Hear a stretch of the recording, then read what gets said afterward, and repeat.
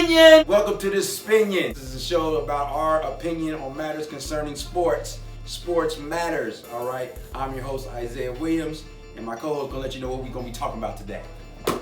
Welcome to the Spinion, everybody. We're fired up today to discuss the current events that have happened recently. Everybody's been talking about on social media and everything. First thing we're gonna talk about is Melo not being in the league, the Rich Paul rule. We all know what happened there with him and the NCAA and that conflict there. Boogie Cousins injury, tragic. We know, but we're gonna discuss, what's gonna happen for him moving forward in his career and what's next for the Lakers. Jay-Z and the NFL deal. We're gonna hit that topic and talk about the surprising shocking fallout about, what happened there and how everybody feels about it. We're fired up and ready to talk about these topics today, so get ready. Welcome to the Spin.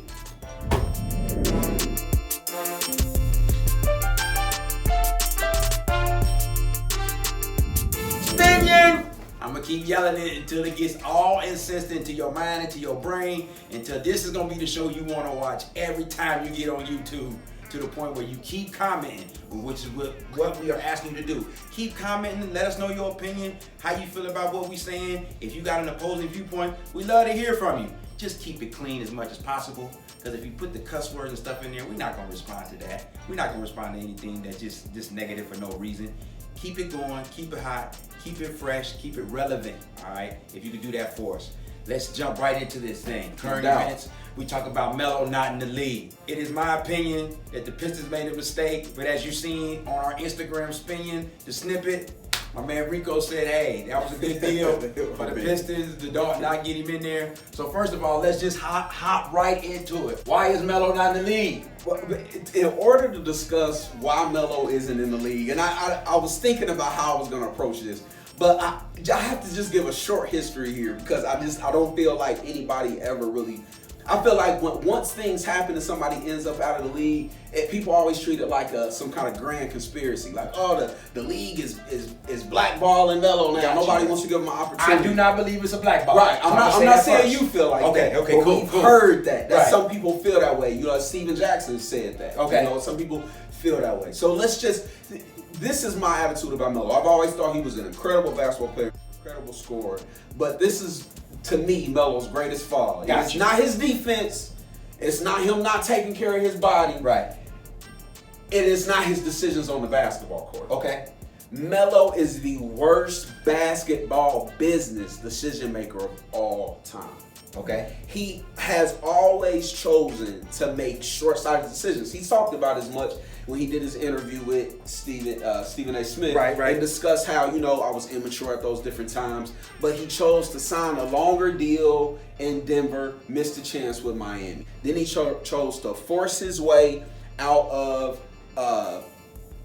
Denver to go to New York. Messed up that team. Absolutely. Then when he should have asked for a buyout early when Right. things were going south with Phil. I'm hanging in there. I'm New York. Okay, you want to pull the loyalty thing. After that, everybody kept saying, he should go play with LeBron. Right. He should go win a ring. Nah, he doesn't choose to do that. He finally gets bought out. What does Melo choose to do? Go play in OKC. Now, everybody was thinking, basketball? Like, are you gonna play basketball here? Like, how are you gonna play? That's not a good idea. But he goes and we're like, okay, it might happen, it might work out. Same thing we're hoping with Russ and Harden. Right. Then after he gets bought out there, Right. he chooses to go to Houston, and everybody's like, what kind of decisions are you making? I think the Houston deal was bad because you was going to play for D'Antoni. Oh my! And y'all didn't get along in the first place, and you feel like, well, I'm Yeah. mature.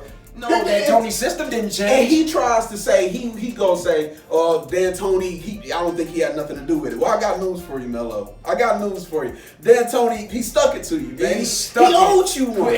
after 10 games, Right. You just get jettisoned off into the abyss of basketball. We haven't seen him since. Because if you look at his stats after 10 games, He was balling. He was balling. He was balling. There was no need, especially with all of the injuries and things that happened in Houston. Right. There was no need for Melo not to be on that team. Absolutely. It was already set up, and he chose that. Yeah. He chose that. So I don't necessarily feel bad for Melo not being in the league. Okay. It was his choices that he made. Now, concerning now, Detroit, when you put Melo on your team, he's such a huge star that the conversation, whether he's producing or not, the conversation is immediately going to be, is Melo going to start? Okay. Is Melo, and I think in order for that to, I'm not saying that can't work for a team, because certain teams can handle that. Right. But it has to be a team that's going somewhere. Right. So the team's got to have a mature coach. Yes. They got to have a good veterans in there. Yes. And then they got to have a good locker room chemistry in there where he can just come along absolutely and be a part of the and process. a good culture already that he can fit into. Right. And the coach has to clearly define what he wants Melo to do for the team.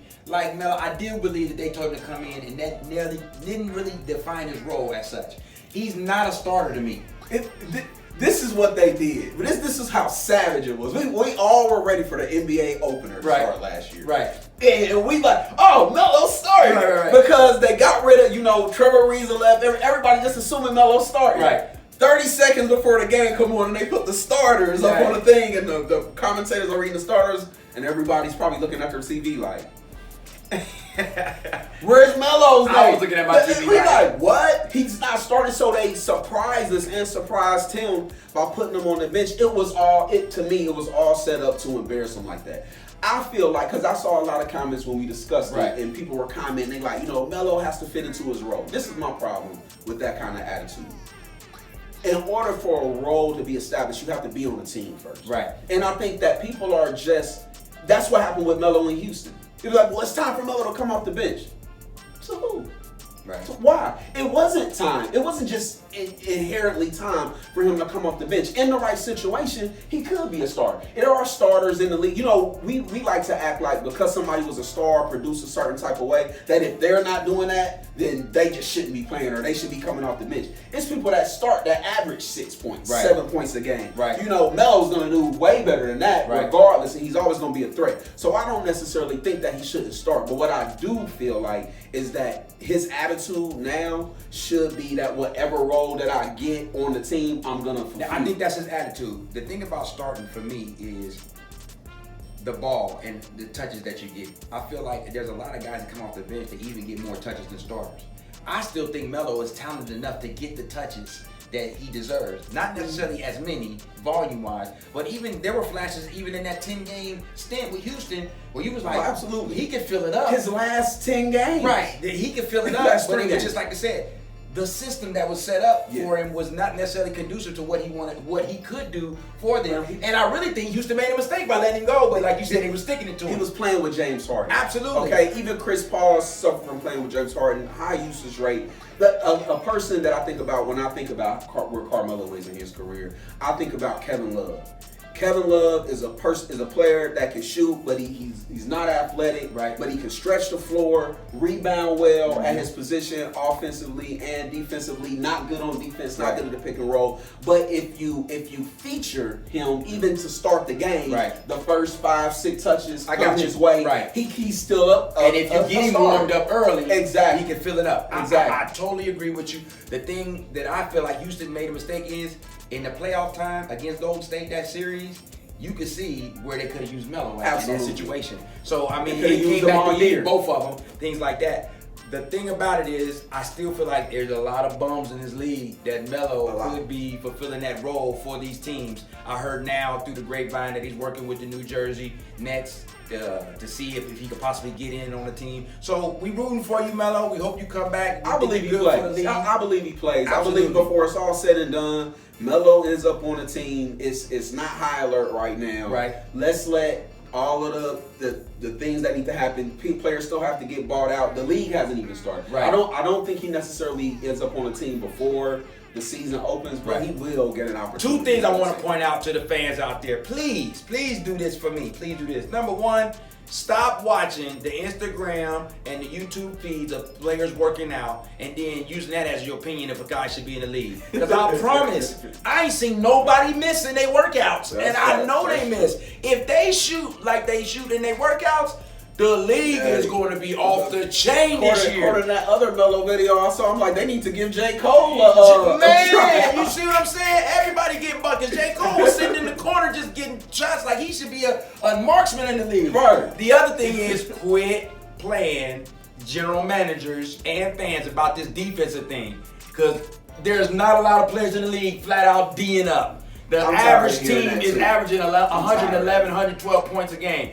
Everybody getting buckets. Everybody getting their averages. James Harden averaged 37 points this year, and he was first in steals. But we keep talking about he don't play defense. I'm not saying that he don't play at certain times, but come on, man. They are overutilizing this defense. I talked to a professional just recently, and he was like, for 82 games? Nah, ain't nobody really playing no D like that or whatever. You might sit down for a possession or something. It's team defense. Right. It's all about team. Right. It's the concept of team defense. If it goes along the right way, but everybody can get to their spot. Everybody can get their shot. It's all about making or missing or how difficult you make it to get there. And matchups. And at the end of the day. So please cut this defense stuff out and cut that workout stuff out. Because once again, I'm going to say it again. We said it on the first episode. You look at Ben Simmons, he about to kill the league with his jump shot. Fade away. It's about to be off the chain. Now, I hope he does because I like Ben, but it's like, come on, man. Ain't nobody that automatic. Videos. We're discussing video. So that'll lead us to our next topic. Got you. We have at this point seen the video of Boogie Cousins, man, injuring his knee. Out for the season. I remember scrolling through my Instagram, right, and I see it, and your mind tries to. I go, I'm like wondering if it's Now he doing this because he's a Laker fan this year, with LeBron being with the Lakers. Okay, look, we gonna qualify that because we gonna discuss it because I'm in a different place than you think I am. Okay, but it was tragic news. Before we even talk about it, prayers up to Boogie. Absolutely. You would never want that to happen to a player that is as talented as he is. He's went through a lot. That brother's legs need to be insured or something. His legs need to be insured, and we'll what's your thoughts on it before I even get into it? I'm going to throw one out there left field, okay? Boogie Cousins getting injured. Like you said, I agree with you. It's tragic. I feel sorry for the guy. But I still think the Lakers are the favorite in the West. I still do. Everybody's overemphasizing the Clippers and this chemistry stuff. Listen, this is chemistry. You got chemistry with Zubac, Patrick Beverly. Are you serious? Are we really serious? Patrick Beverly and Zubac, you talk about chemistry. And y'all talk about Doc Rivers as this wizard of coaching. Are you serious? He only got one title, guys. And the title was with an elite squad. It was with an elite squad. My opinion of that squad is at the end of the overrated. The Lakers, when you got LeBron and Anthony Davis. If they healthy, you got a problem on both ends of the floor that neither Kawhi Leonard or Paul George have never had to face before. Anthony Davis is a different problem. LeBron is a different problem. I'm telling you this, and I have never been the greatest LeBron fan, but I know basketball. And these two are a problem, and their squad. Avery Bradley can defend. We talk about overuse, but he can defend when it comes down to it. So you ain't losing too much with the Patrick Beverly stuff. Please cut it out. Durant gave him 50, y'all. Lewis Williams is cool, but he's 6'1", coming off the bench. The Lakers are gonna be able to neutralize that. I don't want to hear before I even get it. I don't want to hear anything else about somebody coming off the bench. Now I get it. We want to respect the 6-man. Right. But come on, man. Yeah. Come on. The bench, who comes off there are bench players. All right? Right. We're not gonna let the bench players be the reason that we say a team is gonna win the championship. Absolutely. Right. So about Boogie, to address Boogie's career, to me, I don't care how Boogie plays. What just happened to Boogie, he's Derrick Rose now. He's the Derrick Rose of big men. And he didn't rise as high as Derrick Rose did. Derrick Rose the MVP. Right. He was a shooting star. But that means that no matter how well he plays, ever, he can remember Derrick Rose dropped 50. Right. He put up better stats last year than Chris Paul. Right. But no matter how he plays, the perception of him, he'll never rise into even what would be considered a starter in the league, even if he starts on the team. Because he'll still have talent. As far as the Lakers, I have to make a confession. And this is, Boogie, I'm sorry. Me and my homeboy Dre was talking about when we were filling out the roster. Oh, we got AD, we got LeBron. And he called me, and the first thing we both said is, man, I hope we don't go get Boogie. I hope we don't go get Boogie. Boogie was just in the way on the Pelicans. And I get that even AD and Boogie felt like they played well together. Okay. But they didn't play well together. They played well in the concept of the team. That Anthony Davis, they started together, Gotcha. but then Anthony Davis would go to the bench, Boogie would feature. Right. Boogie goes to the bench, Anthony Davis would feature. I got They you. didn't play well together. But Anthony Davis doesn't want to be a center. I don't consider him a center. But Anthony Davis needs the entire floor Yeah, I to got work on. He is that level of a generational talent. And DeMarcus Cousins, as a personality and as a player, was always going to be in his way. And the reality of it is that this is a pick and roll league, Right. and we were putting ourselves in a position for a player that if he's on your team, I beg to differ if you don't think you're going to play him last 5 minutes of the fourth quarter. Right. And they're going to put him in the pick and roll, seek him out, and he's going to cost your team. Is LA still your favorite? LA is absolutely still the favorite. Good. I feel like they're better off Yep. not having Boogie on the team. I'm sorry to say that. It's a lot of talent. Right. But also, when it's a lot of talent like that and an ego, you have to play them a certain amount of minutes. Absolutely. And that's what's going to hurt your team. Right. Are you picking up Melo?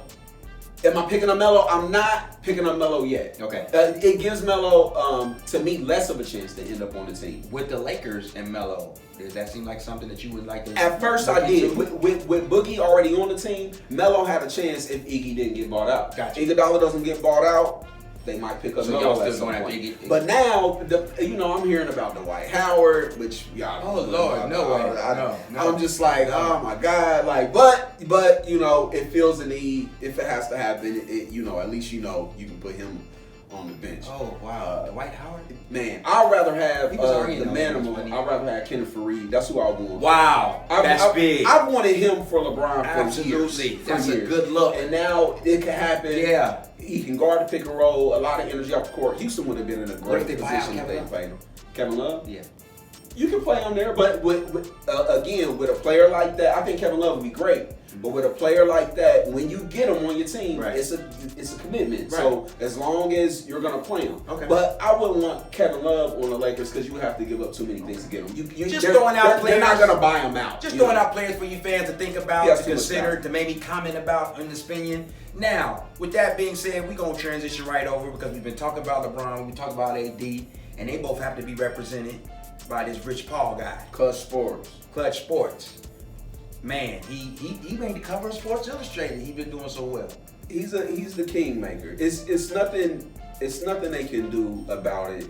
Rich Paul is coming. I love the way he handles himself. He deals with a lot of adversity, double standards. To be honest, he deals with kind of like all of the residual things that LeBron goes through. So the NCAA basically came out with a rule, basically trying to so-called protect the players in the NCAA from agents getting at them way before it's time, where it possibly would become rules violations, where teams be getting put on probation, losing out scholarships, losing out potential situations where they can make to the tournament, which then in turn loses out on money. So they came out with this rule stating stipulations for different types of agents if you want to be a part of the NCAA process with the players. And one of the biggest rules was that they had to have their college degree. Rich Paul doesn't have his. As you know, he's with the LeBron James clan. LeBron and them put him on, trained him right, with the right agency and things like that, and then basically catapulted him off in order to be an agent. Representing a lot of high-end players right now. Top agent in the league. Draymond Green, Ben Simmons, AD, and LeBron himself. Those is 4 maxed out deals. So he balling right now. They all pretty much gonna get maxed out deals. They made this rule, put it into effect, and then a lot of backlash came from the NCAA, came out, and they kind of altered the rules so that Rich Paul could still be able to do what he does and be effective. But we just wanted to talk about it because we're like, what is the NCAA trying to do? At the end of the day, it's never going to take away the fact that you gotta find a way to start paying these players. You gotta find a way to start compensating them for what they're doing. You're trying all these different ideas because you want to continue to promote the rule of amateurism. You gotta be kidding me. Man, Coach K, even football, Nick Saban, they got $10 million deals plus endorsements. That's They got their own true. planes. It's absolutely true. It's ridiculous out here. What I think is the most savage and most unfair thing about it isn't just that they aren't paying them, but it's this they're policing them to such a degree. I mean, you hear about like Congress wanted would it be like the FBI or whoever it is that investigates these players. We want to investigate the payments that went out, and if somebody gave a jersey. We've seen players literally lose their scholarship and lose their ability to play on a team for giving away their own jersey or receiving a free haircut, or something to that effect. Or playing in a league in the summer that wasn't sanctioned by the NCAA, so they got to miss out on a couple So games. A lot of these players can, especially in 2019, people know how to market themselves. A lot of these players can pay themselves. Especially with social media. Yeah, I can pay myself. So how can you tell me as an individual that you can use my image to profit, but I can't? I can't use who I am. I can't sign an autograph. I can't sign some jerseys and sell them online. So that's where I draw the line when you want to criminalize these kids basically and restrict them in a way that no other student athlete is restricted in college. Now I don't know if their vote enabled the Rich Paul rule to take effect when it initially took effect. But I found out that 2 members of this committee that was comprised together to put these situations in place was Grant Hill and David Robinson. I know they each played 4 years in college and then was able to go on. But let's talk about the Hill family. His dad was an NFL player, so financially they was pretty much in a good place. Yeah, everybody's always known Grant Hill was just. He was just different. Right. And then you got David Robinson, who pretty much was in the Naval Academy, so you already know he was smart. Already had the means in order. What I'm saying is that, I hope, I don't know, so I'm not going to put it on. I hope they took in consideration and wasn't the majority part of the vote that says put this Rich Paul rule in effect, knowing some of the things that some of their teammates went through in order to get there, or just in college to say, I'm not in the same situation they in. Right. So why would I put this rule in effect? Right. Or whatever. Maybe, I know they were talking about, I like them being on the committee because they can relate from the sports perspective. Yeah. But I just hope that they were the dissenting opinion saying, nah, I don't like the process of that rule. You would hope so. But, I feel like, just in society, when people want to place value on things, that's what they do. They in order for something to be valuable, you have to restrict access. Right. So in order to say to society, a college degree is the most valuable thing. Right. It becomes you can't do this unless you have this college degree. But it always negates the reality. And the reality is Rich Paul doesn't have a college degree. The reality is there are self-made, billionaires all over this world. The problem is when it gets into basketball and the NCAA football, the sports that black people dominate and that make up the majority of the athletes it starts to become racial and it starts to exclude people, and it's on those racial lines and socioeconomic lines, and that's when it really becomes a problem. Because like Rich Paul said, it's some people that don't either have the means or just flat out desire to go the route that you've already planned out for me, and I want to blaze a trail in the same way that Rich Paul did. So with him laying that groundwork, people should be able to follow behind him. But the problem is that now that these black athletes are getting power and empowering themselves, now it's not like when Phil Jackson wanted to say, oh, your posse. Right. Oh, it's not a posse no more. It's not hangers around no more. Right. It's not just yes men no more. Right. Now it's a team. Right. Now we all businessmen. Absolutely. I put them in a position, and they educate themselves and put them in a position to employ their families, employ their friends. So we're growing and becoming more powerful. And with that, the NCAA can't handle that. They don't like to see that. Man, that was so eloquently put together. He articulated that so well. It already segued us to this next situation when we talk about society, talk about the now I'm about to get hot or whatever. Now, I'm gonna tell you right now, before we get into this, we agree on this topic as we've been agreeing on some of these topics. That doesn't mean that the opinion ain't what it's supposed to be. It's still our sports opinion. We just happen to agree, surprisingly. When we do our prep before the show, we don't talk about if we agree or not agree with certain situations. We do our own individual prep and then we come in together. So coincidentally, we've been agreeing, and I think we agree on this one. We're talking about the Jay-Z deal with the NFL. Man, Facebook has been lit up. Instagram has been lit up. Your boy Eric Reed came out and said something on ESPN talking about the situation, the Colin Kaepernick stuff. Man, I know you hot, and I'm trying to keep my cool right now. But let me just break it down. We can just go off. We might have to spend the whole show just in this situation. Jay-Z just partnered with the NFL to basically have Roc Nation look out for other artists and other venues that are represented by other labels, as well as Roc Nation, to do halftime shows, to find the proper talent for the Super Bowl, for the Pro Bowl, and to do different entertainment types of things for the NFL during the season and throughout the duration of the contract. With this contract, he also agreed with the NFL to start coming up with some initiatives in the community to better, I guess, equip the community with the resources and the education and the knowledge they need to do some things to make the proper changes in the community and throughout society, so to speak. So he became the spearhead of the situation. Now, I know in one of Jay-Z's raps, in his last album, he talked about the league a little bit. He was with Cap a lot about concerning the situation, but we also have to put in the proper perspective. He did, after the Kaepernick situation, have his wife, Beyonce, did one of the Super Bowl halftime shows, which she made a gesture that was supportive of the situations that was going on in society, with police brutality, the domestic violence and things like that. So she made her thing, she got a lot of backlash from it, but they still did it, and they did it for the league. So with that being said, Colin Kaepernick, which I haven't heard a lot from him yet, but he has said some things, and Eric Reed, which was another one of his teammates that kneeled during the anthem, has come out and basically said some things that inflammatory things. Talking about it was asinine for them to make a deal with the league like this. He's asinine. Just a whole bunch of things. If you got time, we don't have it. We're not gonna show the direct clip, but ESPN, you can go over there and hear what they have to say about it. And then there's a lot of fans coming, in between. That's who I disagree with. So I'm gonna let him speak on it, and we give his points, and then I'm gonna speak on it.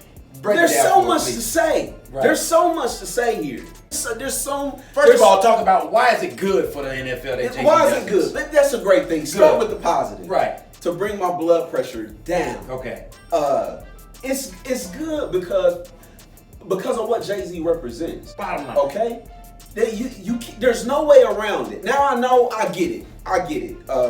In the black community, we have this thing that happens that if white people are watching this, you may not understand. But there's only so much success that black people can allow people that come from their community. Okay, right. Crabs in the barrel. It's only so much success, and once black people reach a certain level, it's a level of negativity that they associate with. Right. Because people don't really believe that a black man can be self-made, because Jay-Z isn't a college graduate at all. It's kind of like Rich Paul, kind of self-made man. Right. Jay-Z couldn't get a record deal. Jay-Z started Rockefeller. He's a self-made man. Right. Now, that's not how people view him. A lot of people want to view him as if, he's part of the good old boys network. They say things like he had to sell his soul and worship this and worship that and let go of who he was in order to attain his level of success. Now that's just not true. Right.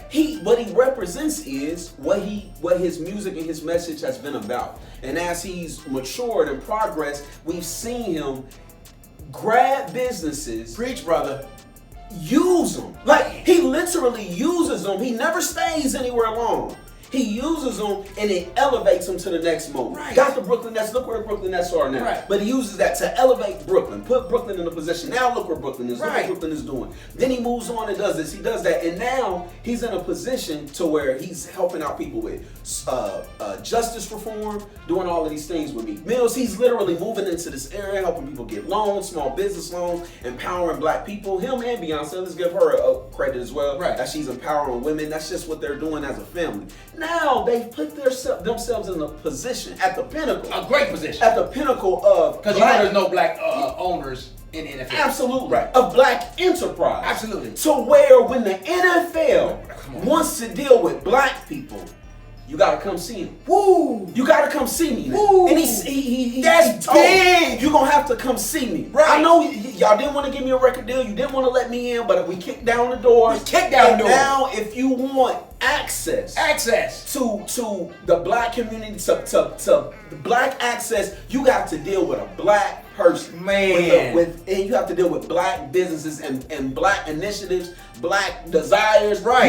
You have to come this way. Now, that's why it's good. That's because we have a real advocate in that position. Right. Regardless of what you want to believe. Right. Like, regardless of what you want to believe. I'm sorry. A lot of the people saying this and spouting these, ridiculous rants didn't come from Marcy Project. Right. Okay? Didn't go through the different things that Jay-Z had to go through in order to be who he was. But some of them are giving these rants and they gonna be watching NFL on Sunday. Man, not only that, How you gonna wear an I Would Cap jersey and you watching NFL and you in the league? But you in the league. Eric Reed. So let's start dealing with these ridiculous people. Eric Reed. He says, it's not that I'm gonna stop playing. Oh no, I know you're not gonna stop playing. You're not gonna stop playing because why would you? Let's back up. Let's back up. I want to give another little real small history here. Cap was protesting the unarmed killings of black people by police officers in our community. Absolutely. That's what he was protesting. Using that platform. Period. The Star Spangled Banner Anthem. Exactly. Right. He was using that to bring attention to it. Right. He was not protesting the flag. He wasn't protesting this or that. What happened is that the president, who's the president now, was running for president. Right. He used that and grabbed onto that and basically made his base excited.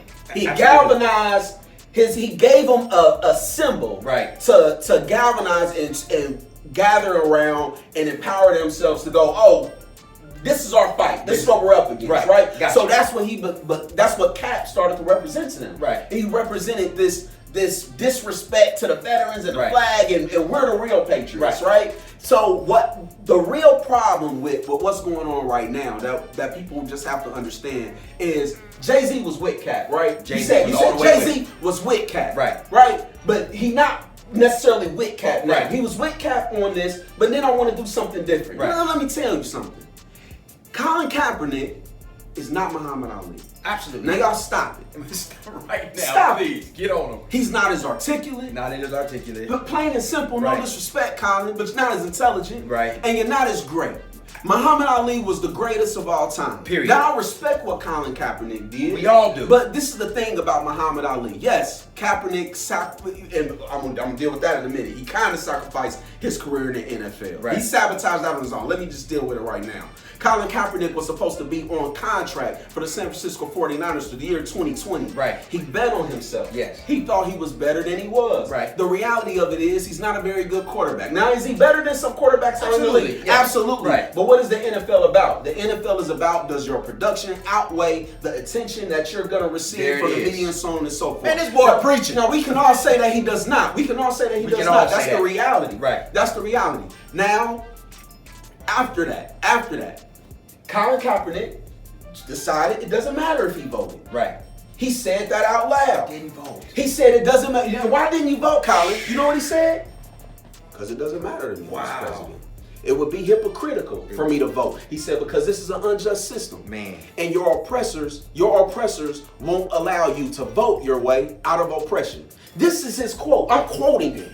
I'm not paraphrasing. I'm quoting him. That is what he said. Now, how asinine is that? Man. Because that is exactly how you rid yourself of oppression. Right. That's how we became free. That's how we gained civil rights, by voting. And it turns out, not only does it matter who the president is because of just black rights, but it matters who president is because, according to who president is, gonna be whether or not you can play in the NFL. Period. Because you can't play in the NFL while Trump is the president. Because he's gonna tweet. Yeah. If anybody puts Colin Kaepernick on the team, it's gonna be 200 tweets And then Trump is gonna end up being the president again, all because you're gonna give him again to galvanize his base and increase their ability to fight. Here goes another part that people don't really understand about the kneeling, because Jay-Z made a thing that we're moved on past kneeling. Yes. We need to take more action. Actionable. This is why it was smart that he said that, because halfway in the NFL season last year, you know what they voted to do? Stop filming the national anthem. So we don't even know who's kneeling anymore. We don't even know if they kneel unless ESPN or Warner Sports decides to cover it. And they weren't always airing it. It was intentional. So we have moved past the kneeling because we're not getting the attention that the kneeling initially set out for us to get. We don't even get those. This is funny, but black people had no idea. Now this is one thing how we have to give Colin Kaepernick credit on this, and clearly being raised in a mixed family, he has some understanding. Because he we kneeling for the flag. Black people was like, okay, so we were like, oh, that's good. Okay, great. But it set the country on fire. Yeah, people stopped watching football. Oh my God, we just couldn't believe it. So it was like, wow, that was incredible that he just had the insight that would affect a certain demographic that way to kneel for the flag. But we are already past it. We already passed it. Ice, that was 3 years ago. 3 years ago. And once again, they're not even airing it. So it's like, we're not even bringing that attention to what we were trying to bring that attention to. And Kaepernick was not... And now we'll see what happened was, after all of those things transpired, what happened was the NFL, just like Kaepernick became a symbol for Trump's base to galvanize around, the NFL became a lead for our culture to galvanize around, to fight. But now it's the NFL is this racist entity. The NFL is the powers that be. They are the oppressors. The NFL is this. The NFL is that. Listen. Racism is inherent, okay? There's always going to be a level of differences, a level of bigotry, a level of injustices. We understand that. But the NFL is 75% black as the players. Does there need to be more black NFL owners? Absolutely. It needs to be. People need to have the opportunity. More black coaches. All of these things need to take place. But how can that take place until we put black people at the top of the food chain? So here we are, Jay-Z inserts himself into the NFL power structure, and some, not all, because clearly we aren't upset about it, but a lot of people in the black community are upset with it. How dare you infiltrate the NFL? You're Uncle Tom, and we see what Jay-Z was really about. Who do you think Martin Luther King sat down with to get civil rights bills passed? Who do y'all think he talked to? My man is preaching, man. Who do you think he was talking to? My nose can go out the window. We can just listen to what he's saying right now, because I agree. What are these talk shows Muhammad Ali and Malcolm X were appearing on? Y'all think they were talking to not racist people? You think they were talking to? Who do y'all think they were dealing with? Yeah, man. It's just ridiculous what they've been putting on this social media, what they've been putting on this Facebook, and it's like, once again, I commented on our SPINION snippet on Instagram. This is about black progression. Absolutely. It's about black progression. You don't understand black progression if you're going against the grain. Why are you going to crabs in a barrel? Jay-Z rapped about it in his freestyle at that concert that he did with Nas and them. Pop the crabs in a barrel syndrome. I'm trying to get y'all out. He's trying to get us all out. And I see a different situation and see from a different perspective. You got to be within the league in order to influence the league. And I get it. A lot of people don't feel that way. A lot of people are purists and very militant about the way that they view things. Okay? But a lot of times it's just impractical. It's impractical. So I get your fervor. I get it. But it's too late to desegregate. It's too late. Okay? This isn't going to be a desegregated nation. We are integrated. We interact with each other. We have to deal with things. We have to deal with things in love, make changes. We have to do it together. All right? People, because people espouse that kind of nonsense. Make your own league. Listen, you don't have to make your own league. You don't have to. That's our league.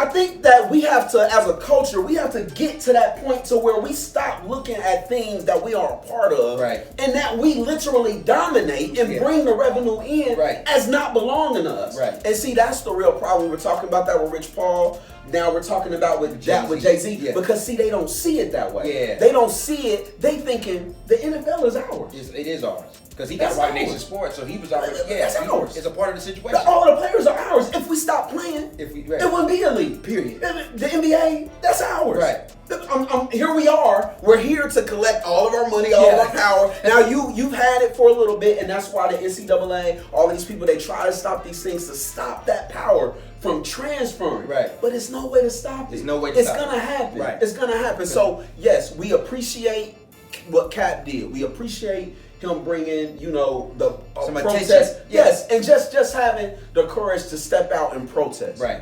Rather it being perfect or not. But I wanna. Now that we're getting to about to be a new election, I want to say this again. My personal belief is that he was wrong to not vote. Absolutely. And he was wrong to encourage others to not do so as well, because he had a following Right. that would have followed him any way he wanted to go, because it did matter. And the reason why is because just like now, everybody wants everybody to what? Be with Cap. Right. That's what the t-shirt said. I'm But with Cap. listen, but hold on. I'm with Cap. But listen, Cap wasn't with us. Right. We were voting. The same sacrifice that Cap felt like he made when he sacrificed his That's career, big, yeah. people sacrifice their lives. All right? So it's whether you agree with it or not, because nobody asks whether or not you agree that we should just boycott the NFL. Nobody asks me. They just like, nigga, you black. What are you doing? What is you doing? You ain't supposed to be watching no NFL. Turncoat. Nobody asked. We was just all supposed to go on down that line why? Because we were doing that together. All right? Well, now we voting together, Cat. Right. We voting together. Right. So just like you wanted us to kneel with you, stand up and get in that voting line and encourage the people that are still following you to do so as well, so we can turn some things around and put you back in the league. Well, here goes the problem, though. This is my problem. You talking about putting him back in the league and everything like that, and you got this guy Eric Reed coming out and saying these things, but it's like, hold on, man. You mad because Jay-Z made a deal with the league, But y'all made it. but you made a deal, and he ain't got a job. Cap ain't got a job, but you got a job. Y'all made a He deal. just re-upped the deal. Eric Reed just signed a new deal for 3 years, $22 million. He didn't put in the stipulations that Cap had to play. Right, I want Cap on my team. He said, well, I ain't gonna really rule out the backup quarterbacks that play with Cam Newton. He said, because I'm not gonna throw them under the bus, because I really think they need a chance, but I think Cap needs a chance. But you signed the deal, bruh. Yeah. You in that same league. And Cap reached a settlement with the NFL. And Eric Reed did too. Yeah, they all have dealt and made deals with the NFL. I mean, it's just like we were saying. The NFL became a symbol. The NFL became a symbol of prejudice and a symbol of oppression. But the NFL was just the NFL. Right. I'm sorry. The NFL is where people play football at. The NFL, that's it. The NBA is just where people play basketball at. Absolutely. If anything, these places are more progressive than where you work, where you live, where you go to school every day. These At places least they're looking at avenues to try to progress. Absolutely, and they are more progressive. They're 75% black. What else? Yeah. Is 75% black? Right. Go ahead. I'm Right. waiting. Right. Anybody in the comments? Right. Give me So something what else the- that's 75% black besides a historically black college. Right. So Go. what the comments are going to do? Some of them in the comments. Well, you speaking about employees but not ownership. Okay, if that's the case, if you want to say that, okay, there's no black owners in the NFL. Well, that's why Jay-Z is trying to get up in there. It's already been reported that he's going to be a major owner of an NFL team. That'll be the first one. Right. That'll be the first one. Right. And once the first one gets in, but just think about how to me, that always hurts my heart when I hear that as a black man. I'm 35 years old. Okay. And I'm hearing that it's gonna be the first black part NFL owner. Right. It's like, it's the words, they're bittersweet coming off my lips. Okay. Because it's the first. Right. But here we are on the cusp of having the first person to get an ownership stake in an NFL team be a black man, and we can't even agree on that. But he's the same one that paved the way in the NBA.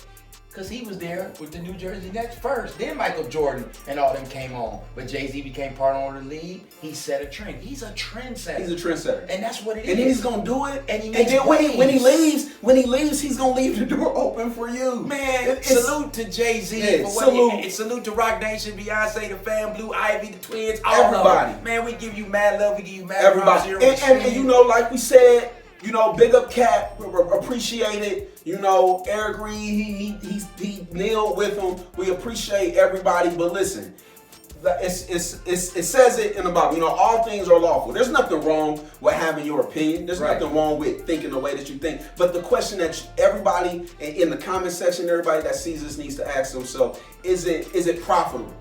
Is it going to edify the community? It's going to build us up. You know, what is what you're saying going to do as far as being a positive influence on progress, you know, in our community? I couldn't have said it no better. You know, this opinion, hopefully, is gonna be positive. Hopefully, we don't have no haters talk about what y'all do well, the show. They can say whatever. Wow. They can say whatever they want, because this is the thing. It's like I said, a lot of people are supposed purists and supposed militant. This is the generation of the woke person, you know. But I challenge anybody, you know, come see me, come see me, because we can talk about it. And if you can be objective and you can open your mind to discourse and to conversation, you know, we can have the conversation. If you can open up your mind, you know, and if you can't, you know, I'm just gonna have to tell you what it is, because the reality of it is that, you know, a lot of people pretend to be certain things and some people are certain things. So I get it. You know, I happen to be able to stand behind how I feel. And I, you know, I live a life.